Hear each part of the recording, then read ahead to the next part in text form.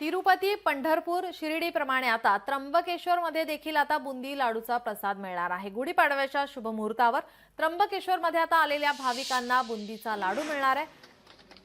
विश्वस्त स्वप्नील शेलार आणि इतर मंदिरातील विश्वस्तांच्या पुढाकाराने आजपासून प्रसाद सेवा सुरू झालेली आहे। त्र्यंबकेश्वर ज्योतिर्लिंग या ठिकाणी एक प्रसादाचा उपक्रम राबवण्यात आला। आमच्या सर्व विश्वस्त मंडळांनी एकजुटीने एक चांगला विचार आणि निर्णय केला की येणाऱ्या भाविकांसाठी काहीतरी दिलं पाहिजे अल्प झालं तर आज त्याचं पाडव्यानिमित्त वर्षानिमित्त आज या ठिकाणी त्याचं ओपनिंग झालं आणि सांगण्यास अतिशय आनंद होतो। तर लोकांच्या प्रतिक्रिया अतिशय सुंदर त्या ठिकाणी येत होत्या। अक्षरशः एका भाविकाच्या डोळ्यात तर पाणी आलेलं होतं।